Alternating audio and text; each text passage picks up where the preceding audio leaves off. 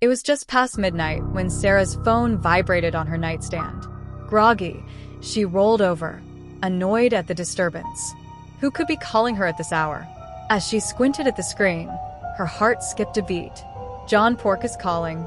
She stared at the name, confused. John Pork? The internet meme? Was someone trying to play a joke on her? She chuckled to herself, remembering the bizarre, pig-faced character that had taken the internet by storm. It had to be a prank. The phone stopped vibrating for a moment, but the eerie silence that followed was even worse. Then it rang again, this time louder. John Pork is calling. Very funny, she muttered, rolling her eyes. She declined the call and turned her phone on silent, assuming that would be the end of it. But just as she settled back into bed, her phone lit up again. This time, it wasn't vibrating, it was ringing, louder than before. The sound was shrill, almost unnatural, like it was coming from everywhere at once, surrounding her. She grabbed her phone and tried to power it off, but the screen was frozen on the same message. John Pork is calling. A chill ran down her spine as the ringing grew louder, filling the room like a suffocating presence. She dropped the phone, covering her ears, but it didn't help. The sound seemed to bypass her hands, drilling straight into her skull. "Stop it," she screamed. But the phone kept ringing, louder and louder, until it became unbearable. Sarah snatched it off the floor and threw it across the room. The phone hit the wall with a loud thunk, but the ringing continued, now so deafening that she thought her eardrums might burst. Suddenly, the ringing stopped. Sarah took a deep breath, her heart racing, the silence almost as disturbing as the noise had been. She cautiously walked over to the phone, picking it up with shaking hands. The screen was dark, cracked, and dead. "What the hell?" she whispered to herself. She felt a momentary sense of relief. It was over, but then her apartment door creaked open. She froze, eyes wide. She hadn't heard anyone enter. Slowly, she turned toward the door. The hallway beyond was pitch black, the kind of darkness that seemed to swallow the light. She stood there for what felt like an eternity, staring into the void, waiting for something, anything, to move. Then, from the darkness, a low voice. "Answer the call, Sarah." Her blood ran cold. The voice was strange, unnatural. It was muffled, almost like it came through a speaker, but there was no phone in sight. She backed up slowly, her mind racing. Was she dreaming? Hallucinating? Thump, thump. Heavy footsteps echoed down the hall.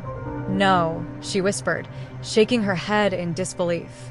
"This can't be happening." The footsteps grew louder, closer, and she could hear the heavy, wet breathing of something or someone moving toward her. She darted toward the living room, her heart pounding in her chest. As she reached the couch, the lights flickered and then cut out, plunging the room into darkness. Panic clawed at her as she fumbled for her phone, but it was useless. Just a shattered piece of glass and plastic now. The footsteps stopped, and in the silence, she heard the faint sound of her ringtone again. But this time, it wasn't coming from her phone. It was coming from the hallway. "John Pork is calling." The words echoed in her mind like a twisted taunt. She could feel her pulse throbbing in her ears, her throat tightening as the room closed in around her. The ringtone grew louder, more insistent, and she knew that whatever was coming, it wouldn't stop until she answered. Summoning every ounce of courage, Sarah crept toward the hallway. Her hands trembled as she reached for the light switch. Flicking it on, the hallway was dimly lit, but it was empty. There was no one there, but the sound, it was coming from the other end of the hall. Slowly, cautiously, she walked toward the source, her breath shallow and her body tense. As she rounded the corner, she saw it. A figure stood at the end of the hall, bathed in shadows. Its face was obscured, but its outline was unmistakable. Round, almost cartoonish, with the silhouette of a pig's snout protruding from its face. John Pork. He stood still, unmoving, holding a phone to his ear. The ringtone blared from the device, loud and distorted.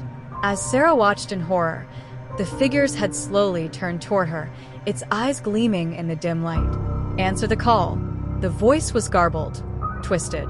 It wasn't just a suggestion. It was a command. And in that moment, she realized the truth. This wasn't a prank. This wasn't some internet joke come to life. John Pork was real, and he wasn't going to stop until she answered.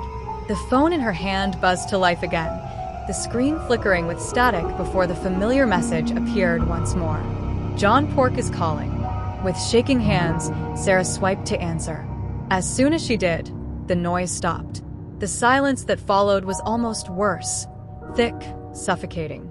She held the phone to her ear, dreading what she might hear. But there was nothing, just silence.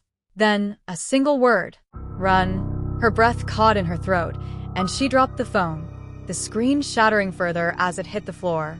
Without thinking, she bolted for the door, her heart pounding in her chest. She could hear the heavy footsteps behind her, gaining speed, closing in. She ran faster, throwing open the door and stumbling into the hallway outside. She didn't look back. She couldn't. The only sound she could hear now was her own heartbeat, thudding in her ears as she sprinted toward the stairs. But as she reached the landing, she heard it again. The ringing. Loud, deafening, unrelenting. John Pork is calling.